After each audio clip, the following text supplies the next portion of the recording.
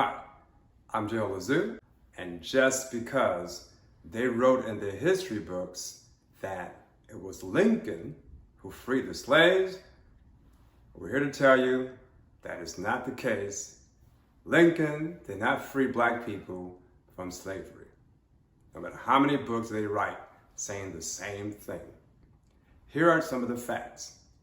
Fact number one, our people in this country had a split idea as to how they would get themselves out of slavery. Two different points of view. One point of view was to work with the people who had put them in bondage by integrating with them and working with them in such causes like abolitionist organizations that wanted to help African Americans to attain freedom from slavery, and some of them were even put together by black people who were integrationists like Harriet Tubman, who put together an underground railroad that allowed black people to escape from captivity and gain their freedom. So that was one of the main perspectives that our people was pursuing. But that was not the only one. I said we were split. That was one. The other one that was quite different was having our people break away from this country, do not join the integration, but keep the segregation and keep us as an independent nation. That's right. Those people, the nationalists, they wanted to form their own country. And that's why their route of getting this accomplished was to go to war with the people that had kept them in captivity. And you've seen that over and over again.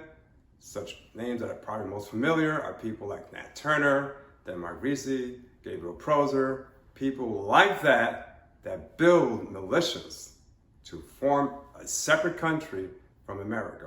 So these two were happening at the same time. They never joined forces with each other because their views were opposing views. They weren't opposing to each other, just the goals were opposing. And the people moved forward figuring out how can we get our liberation? How can we end slavery for our people? Well, it just so happened there was a plan that was executed by a man named Cato, K-A-T-O.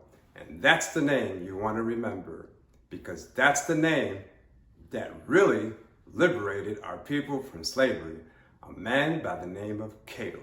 And who was Cato? Cato was a man that was living in the state of Texas.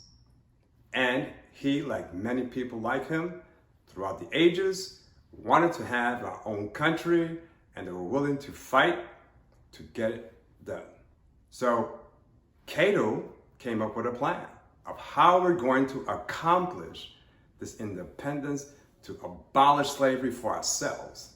Not depend on this government, but they're going to do it themselves as a people. This was the plan. They decided they're going to take away the most important thing from those who kept them in captivity, which was their wealth. The mass wealth that they got through enslaving black people, they decided to destroy it. We destroy their wealth, we take away their strength, and we can start organizing, forming our country. That was the plan. And this happened in the state of Texas. And it started with a man named Cato. He led this movement in the city of Dallas, Texas, and the plan was to be executed throughout the entire state of Texas. And it happened. On July the 8th of 1860, the plan was put into place by Cato. It started in Dallas. They decided to burn everything of value in that city. In the city came a fire. Plantation owners woke up that morning and saw the city in blaze. And they started to panic about what was taking place. And it was so great, they started getting reports that other cities nearby were experiencing the same thing. And it continued from north part of Texas and Dallas all the way down south. Reports were coming in continuously how other cities were being burnt by their slaves. And it happened in one day. And the date was July 8th, 1860. Cato was the man that planned this program. It became such hatred against black people that day, on July the 8th, pushed the Confederates to war in the year 1861 on April 12th, 9 months later after July 8th, when they fought to liberate our people, the plan of decimating their resources. And it worked. And from that war came the emancipation because of the efforts of our people. In particular, the man that led that program, Mr. Cato. He made it happen, and because of him, slavery was abolished, and that is what caused us to be a free people. And from now on, we are going to celebrate July 8th, the day of our freedom, and we're going to give complete honor to our liberator, Cato himself. July 8th is the day of celebration by the liberator of black people, Mr. Cato. That's what all of us who wanted freedom should be celebrating, even though we had two different points of views, an integrationist perspective and a separatist perspective, but the separatists were the one that caused the end of slavery, and all of us celebrate July 8th. Now let's get back to, how does it get us back to Juneteenth?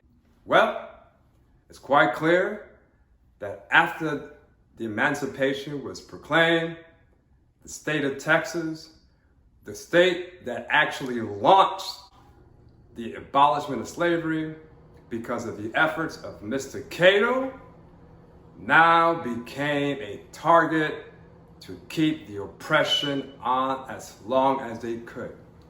What did they do in the state of Texas? They restricted that communication.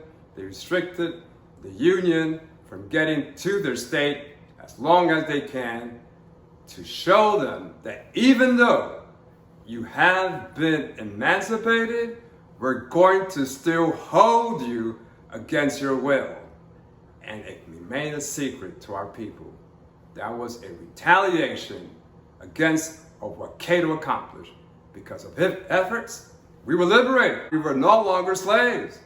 That's exactly what Juneteenth was all about. A retaliation from the state of Texas, because the state that caused the liberation of our people by the man, Mr. Cato, they retaliated after the abolishment of slavery and wanted to keep our people continuously as long as they could because of what happened in 1860. That's the origins of Juneteenth. Juneteenth is quite a horrible experience because our people were held longer than they should have according to the law of the U.S. But Texas, because of Mr. Cato, will always be in history and is celebrated on the 8th of July.